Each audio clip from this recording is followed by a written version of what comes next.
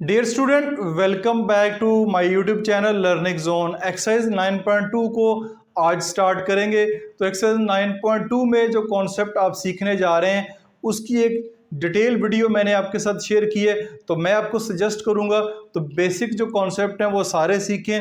Otherwise आपको basic concept आते हैं तो टाइम कोड नीचे मेंशन है, उस टाइम कोड के पे क्लिक करके आप एक्सरसाइज के क्वेश्चन की तरफ भी मूव कर सकते हैं।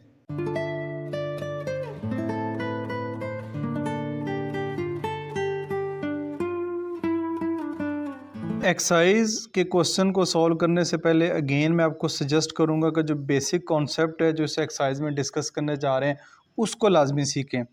तो जो बेसिक कॉन्सेप्ट है वो है parallel lines, intersected lines, perpendicular lines and transversal.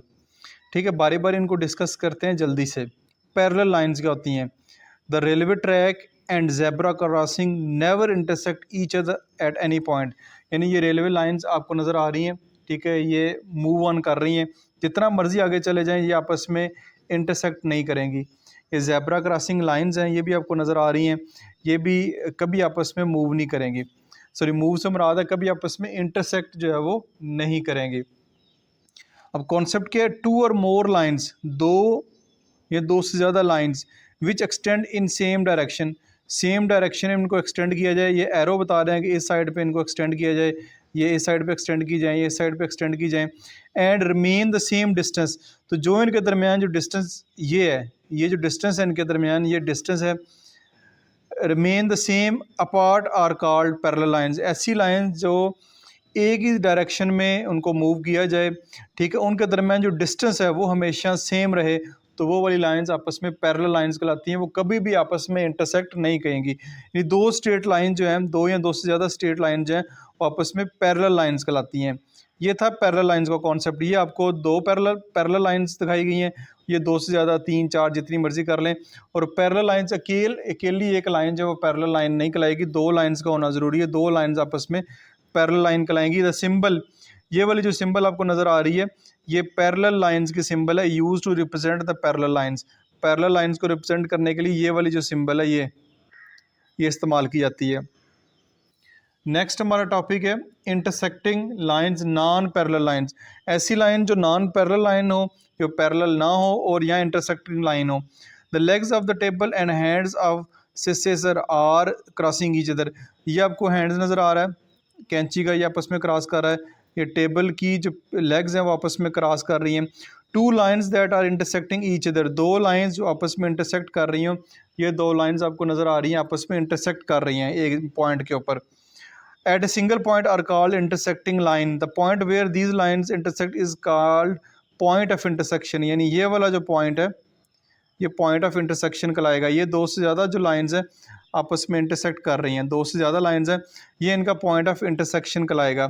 In the figure A and figure B all are the intersecting line. दो जो फिगर दिखाई गई हैं, दोनों जो फिगर हैं वो आपस में इंटरसेक्टिंग लाइन कहलाएंगी। नेक्स्ट देखते हैं नंबर 3 के ऊपर, परपेंडिकुलर लाइंस। अब परपेंडिकुलर लाइंस कौन सी होती हैं? ऑब्जर्व इन योर सराउंडिंग, ये आपको एक नज़र आ रहा है, tall tree on the ground, an electric pole और pole of our national flag on the pavement, corner of two adjacent wall of high building. यानी ये कॉर्नर है इसके दो, ठीक है।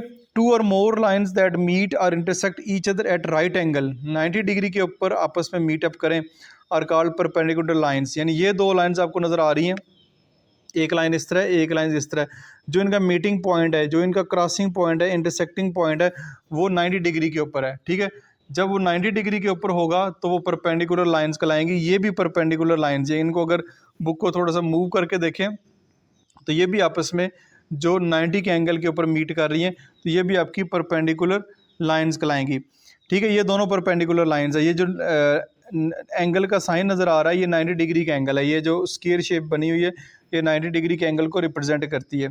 Perpendicular lines are always intersecting lines but intersecting lines में और may not be perpendicular. Perpendicular line जो है हमेशा इंटरसेक्टिंग लाइंस होती हैं, बट इंटरसेक्टिंग लाइन जो है वो सम टाइम परपेंडिकुलर होती हैं, सम टाइम परपेंडिकुलर नहीं होती। ठीक हो गया, ये तो कॉन्सेप्ट हो गया परपेंडिकुलर लाइंस तक। आगे चलते हैं। आगे जी हमारे पास नंबर 4 पे ट्रांसवर्सल। ट्रांसवर्सल क्या होती है? Observe the road crossing on the railway track. ये आपको रोड नज़र आ रहा है रेलवे ट्रैक के ऊपर, ये रेलवे ट्रैक है और एक रोड गुजर रहा है, ठीक है। A line that pass through two or more lines at two distinct points is called transversal. एक लाइन जो है, एक लाइन दो पैरेलल लाइन में से अगर गुजर रही है, उसको क्रॉस कर रही है, ये दो पैरेलल लाइंस हैं, ये आपको नज़र आ रही है दो पैरेलल लाइंस, उसमें से एक लाइन क्रॉस कर रही है, तो ये जो लाइन क्रॉस कर रही है ये ट्रांसवर्सल कहलाती है।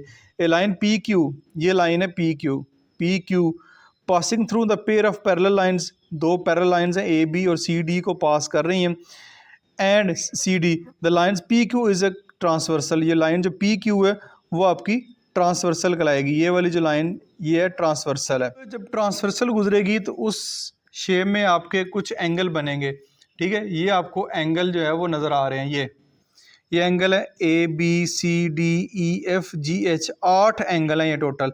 इन 8 एंगल में के बारे में बेसिकली इस एक्सरसाइज में हम स्टडी करने जा रहे हैं दूसरे हिस्से में। तो ट्रांसवर्सल एंगल का टॉपिक है when a transversal intersect two parallel और नॉन पैरेलल लाइंस, यानी दो ना भी पैरेलल लाइंस हों, ठीक है, पैरेलल हों और ना भी हों। ये जैसे ये है, ये दो पैरेलल लाइंस नहीं भी हैं लेकिन उसमें से एक लाइन जो है वो गुजर रही है, ये भी ट्रांसवर्सल होगी, यानी पैरेलल भी हो सकती हैं और दो नॉन जो है वो पैरेलल भी हो सकती हैं। It form different kind of angle, these angle can be categorize into several type, यानी इसकी 6 टाइप्स बनती हैं। Interior angle, exterior angle, pair of corresponding angle, pair of alternate interior angle, pair of alternate exterior angle और pair of interior angle on the same side of transversal. इन angles को बारी बारी देख लेते हैं। ये आगे आपको नज़र भी आ रहा है टाइप्स ऑफ एंगल, ठीक है, टाइप्स ऑफ एंगल है। इसको और ऊपर कर लेते हैं, ये इधर, ये नीचे आपको डायग्राम भी नज़र आनी चाहिए। अब ये interior angle C D E F है, ये नीचे आपको दिखाता हूँ, ये डायग्राम को दिखाया गया है। ये जो डायग्राम आपने पिछले पेज पढ़ी है सी और डी ई और एफ, ये इंटीरियर एंगल, इंटीरियर से मुराद है अंदर, तो ये दोनों पैरेलल लाइंस के अंदर आ रहे हैं, सी और डी और ई और एफ, ये दोनों जो एंगल है वो आपस में इंटीरियर एंगल है। फिर नेक्स्ट देखते हैं एक्सटीरियर एंगल, ठीक है। एक्सटीरियर एंगल ए बी है और जी एच है, इधर आ जाए, ये देखें ए बी और जी एच, ये एक्सटीरियर एंगल बाहर वाले एंगल हैं, पैरेलल लाइन से बाहर हैं, तो ये आपके एक्सटीरियर एंगल कहलाएंगे ए बी और जी एच। नेक्स्ट है pair of corresponding angle, pair of corresponding angle, ये है G angle A angle E angle B angle F का कॉरस्पॉन्डिंग है, एंगल सी एंगल जी का कॉरस्पॉन्डिंग एंगल है, angle D angle H का corresponding angle है। इधर आ जाए, फिर ये है जी एंगल ए का कॉरस्पॉन्डिंग एंगल एंगल ई है, एंगल बी का एंगल एफ है, एंगल सी का एंगल जी है, एंगल डी का एंगल एच है, यानी इधर से ऊपर वाला और इधर से भी ऊपर वाला, ये एंगल बाहर वाला, ये एंगल अंदर वाला है, लेकिन इधर से ऊपर वाला, ये वाला इधर से ऊपर वाला। इस तरह एंगल सी, ये नीचे वाला एंगल है सी, और इधर से जो नीचे वाला एंगल है वो जी। इस तरह सेम इसी तरह एंगल बी ऊपर वाला, एंगल एफ ऊपर वाला, इधर से एंगल डी नीचे है और एंगल एच बाहर आइए, एंगल डी और एच, इस तरह ये आपस में कॉरस्पॉन्डिंग एंगल बनते हैं।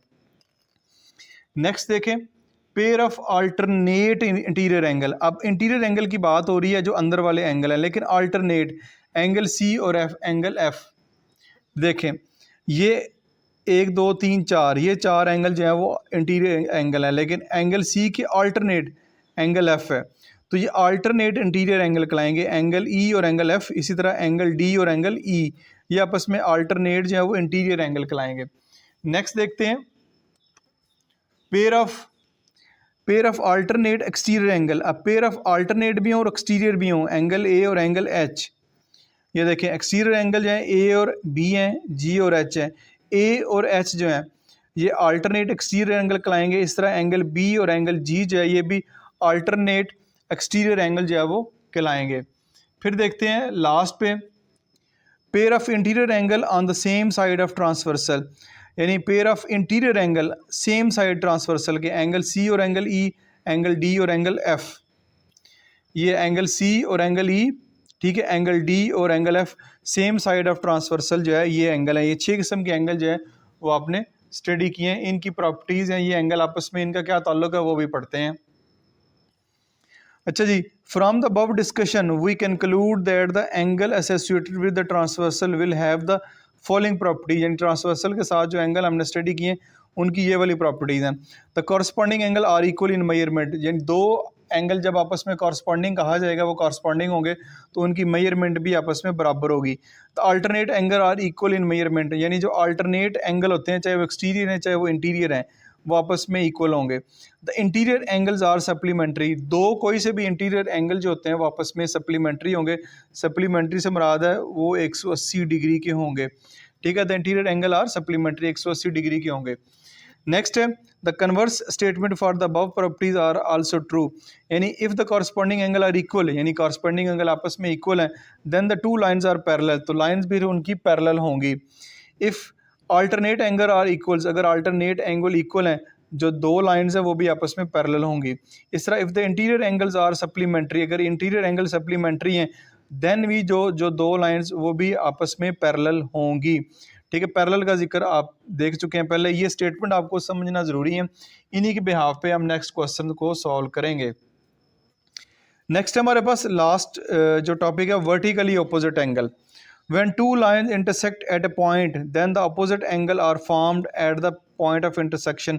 जब दो लाइंस आपस में इंटरसेक्ट कर रही हों, दो लाइन इस तरह इंटरसेक्ट कर रही हों, जो पॉइंट ऑफ इंटरसेक्शन होता है वहाँ पे जो एंगल बनते हैं वो आपस में वर्टिकली ऑपोजिट होते हैं। जैसे कि these angle are called vertically opposite angle in the figure 9.2.2। Angle A का vertically opposite angle angle D होगा, एंगल बी का vertically opposite angle angle C होगा, और बी और सी आपस में इक्वल होंगे और ए और डी आपस में इक्वल होंगे और ये वर्टिकली ऑपोजिट एंगल कहलाएंगे। A pair of vertically opposite angle are always equal to each other, यानी पेयर ऑफ ऑपोजिट एंगल जो होता है वर्टिकली ऑपोजिट एंगल आपस में हमेशा जो है वो बराबर होता है। अब आ जाए एक्सरसाइज 9.2 की तरफ। अब हम इस एक्सरसाइज को जल्दी से सॉल्व कर लेंगे। जैसे कि identify the parallel intersecting and perpendicular lines. अगर तो आपने मेरी वीडियो का पिछला हिस्सा देखा है जिसमें सारी लाइंस का मैंने जिक्र किया तो फिर आप इजीली इन क्वेश्चन को सॉल्व कर लेंगे, अदरवाइज भी ये क्वेश्चन बहुत आसान है। तो पैरेलल लाइंस क्या होती हैं, इंटरसेक्टिंग लाइंस क्या होती हैं, परपेंडिकुलर लाइंस क्या होती हैं। ये जो दो लाइंस आपको नज़र आ रही हैं ये दो लाइंस आपस में पैरेलल हैं, तो इसके सामने लिख दें आप पैरेलल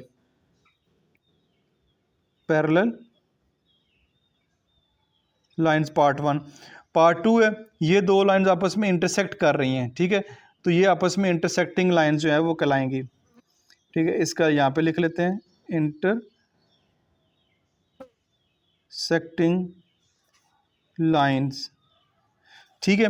ये दो लाइन जो हैं ये भी आपस में पैरेलल नहीं है, इंटरसेक्ट कर रही हैं, तो ये दो लाइंस भी आपस में इंटरसेक्टिंग लाइंस ही कहलाएंगी, इंटरसेक्टिंग लाइंस।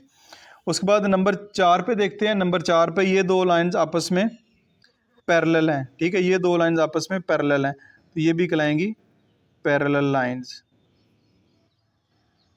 ठीक है। ये दो लाइंस आपस में इंटरसेक्ट कर रही हैं लेकिन कर इंटरसेक्ट इस तरह रही हैं कि राइट एंगल के ऊपर कर रही हैं, तो यानी ये 90 डिग्री के एंगल बन रहा है, तो ये जो लाइंस आपस में परपेंडिकुलर लाइंस कहलाएंगी, परपेंडिकुलर,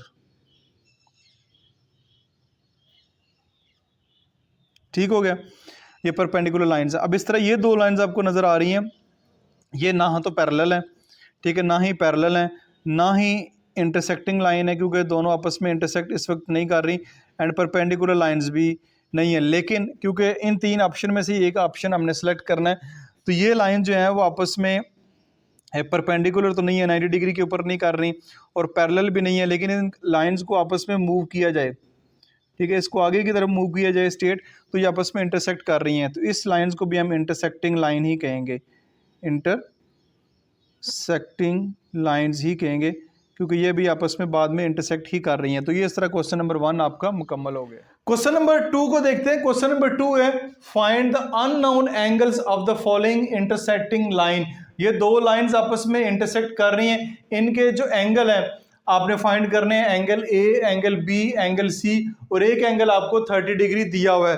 तो क्या क्या फाइंड करना है आपने फाइंड करना है एंगल ए, एंगल बी और एंगल सी जो है, ये एंगल जो है वो आपने तीनों के तीनों एंगल फाइंड करने हैं। तो एक एंगल दिया गया, एक एंगल आपको दिया गया ये वाला, ठीक है, इस एंगल का नाम जो है वो आप जो चाहे रखना चाहे रख सकते हैं। चले हम इसका नाम एंगल डी रख लेते हैं, ठीक है, एंगल डी रख लेते हैं। फर्ज करें हमें एक एंगल डी जो है वो दिया गया वो है 30 डिग्री का।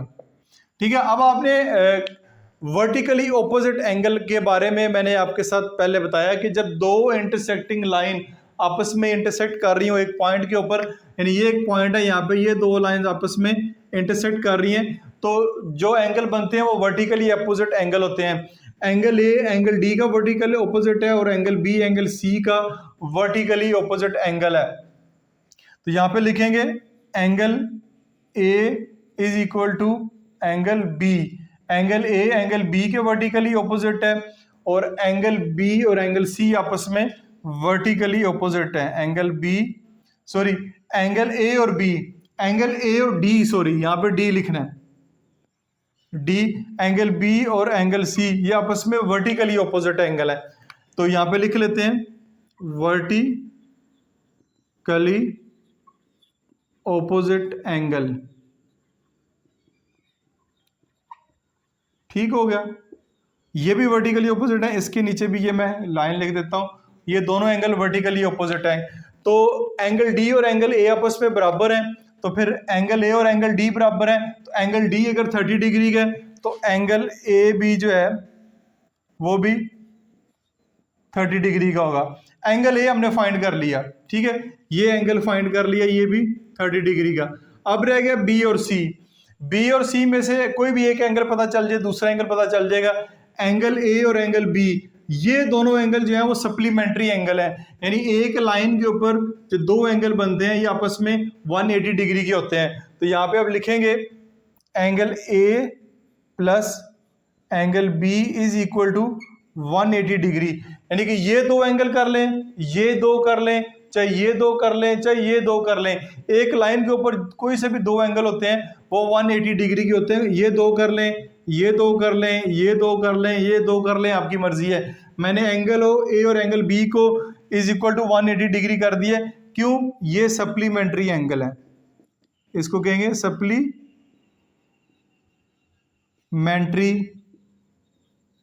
एंगल्स। तो angle A plus angle B 180 degree है, एंगल ए जो है वो 30 डिग्री है, प्लस एंगल बी फाइंड करना है 180, तो एंगल बी फाइंड करना है 180, ये प्लस है इधर जाके माइनस हो जाएगा, ठीक है। तो एंगल बी आपके पास आएगा 150 डिग्री। तो ये एंगल बी भी आपने फाइंड कर लिया, एंगल बी जो है वो 150 डिग्री है। अगर एंगल बी 150 डिग्री है तो एंगल सी कितना होगा, यानी कि एंगल बी और एंगल सी आपस में बराबर हैं, तो एंगल सी फिर कितने डिग्री का होगा, ये भी 150 डिग्री का होगा, ठीक है। तो एंगल सी भी आ गया, यानी ये काम एंगल सी भी हमने फाइंड कर लिया, एंगल बी भी फाइंड कर लिया, और एंगल ए जो है वो भी हमने फाइंड कर लिया।